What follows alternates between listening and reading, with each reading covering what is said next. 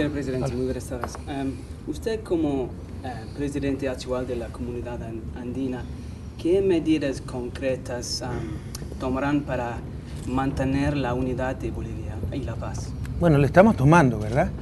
Te insisto, o sea, lastimosamente no pude viajar a La Paz para conversar con Evo Morales, llegar a consensos, acuerdos. Tenemos una excelente relación por el problema interno de Bolivia, pero ya habrá oportunidad de reunirnos y conversar. Y se está convocando esa cumbre presidencial para, al máximo nivel, presidentes de la subregión, presidentes de la Comunidad Andina, ponernos de acuerdo, lograr esos consensos mínimos, limar asperezas, relanzar el proceso integracionista subregional y relanzar, si tú quieres, los procesos de negociación del acuerdo de asociación con la Unión Europea. Entonces, esos son los pasos concretos que estamos dando. Bueno, presidente Chávez ha dicho que va a apoyar militarmente a Bolivia si lo tumbarán. Presidente Morales, ¿usted respalda esta opción? Bueno, Ecuador no tiene, nosotros tenemos unas fuerzas armadas disuasivas para la defensa del país, no es que podemos involucrarnos en acciones fuera del país, pero nosotros tratamos de encontrar siempre, en primer lugar, salidas pacíficas en base a la diplomacia, en base al diálogo, y eso es lo que estamos haciendo, tratando de que Michelle Bachelet convoque a esa reunión de la UNASUR y tener un pronunciamiento muy claro de los presidentes de la región con respecto a lo que está pasando en Bolivia. Muy bien, y últimamente sobre tratados de libre comercio, Perú y Colombia quieren más o menos un acuerdo comercial con la Unión Europea. Al otro lado, su país, Ecuador y Bolivia, no lo quieren. ¿Cómo mantenerse la unidad de la CAN con políticas tan opuestas? Ese es un error, Daniel. Primero se está negociando no un acuerdo comercial, sino un acuerdo de asociación. Lo han llegado a llamar a tratado de libre comercio, algo totalmente distinto. Si fuera un tratado de libre comercio, yo le digo, no estamos dispuestos a negociar con Ecuador. Estamos negociando un acuerdo de asociación que tiene 3 pilares: cooperación política, cooperación para el desarrollo,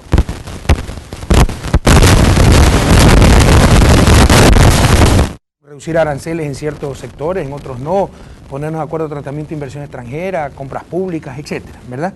Entonces, en ese sentido estamos dispuestos a conversar, y los 4 países de la subregión estamos dispuestos a conversar. No podemos obviar las asimetrías y la diferencia de orientaciones dentro de la subregión.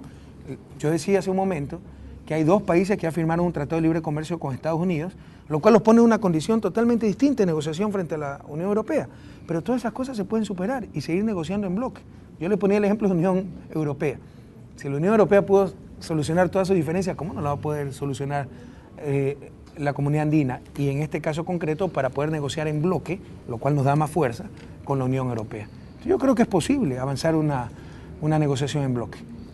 Últimamente, bueno, Bolivia estamos viendo que Bolivia está siguiendo los pasos de Venezuela. ¿Usted cree que Bolivia puede seguir? ¿En qué sentido está siguiendo los pasos de Venezuela? Venezuela ha salido de la CAN, ¿no? Ah, ya, okay. ¿Usted cree que a esa etapa Bolivia podrían hacer lo mismo?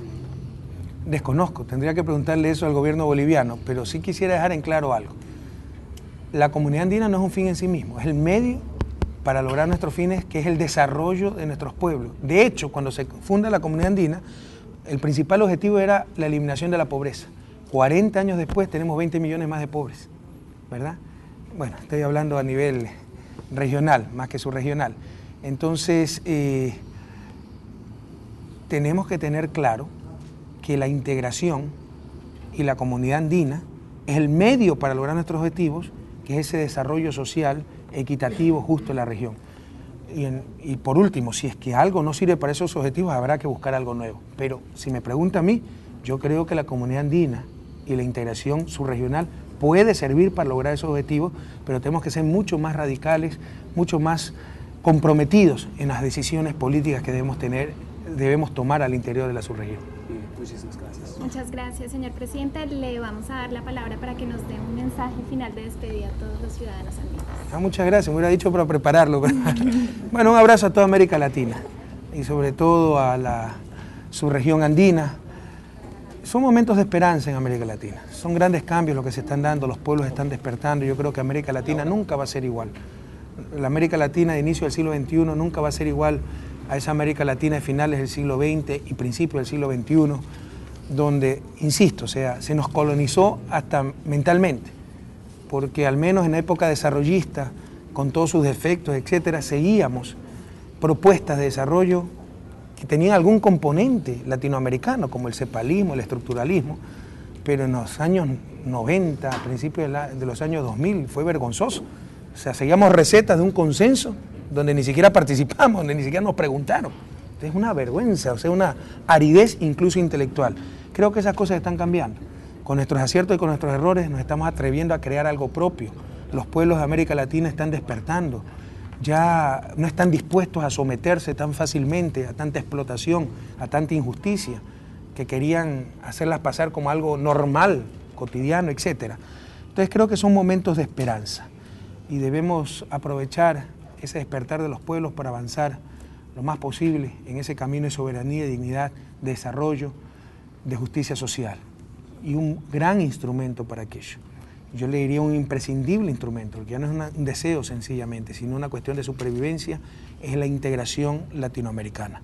Así que un llamado a todos los pueblos de América Latina y a sus gobiernos y representantes para poner énfasis más que nunca en esa integración, como lo soñaron nuestros libertadores, el gran Simón Bolívar, el propio José Martí, Artigas, pero que ya no es solo un sueño, ya no es solo un deseo, insisto, una necesidad de supervivencia. Solo unidos podremos prevalecer, podremos subsistir en un mundo cada vez más globalizado por una globalización bastante cruel, que no ha buscado crear una gran sociedad humana, sino un gran mercado, que no ha buscado crear ciudadanos del mundo, sino consumidores.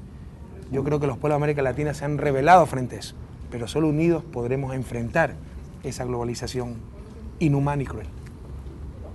Muchas gracias a todos. Muchas gracias, presidente.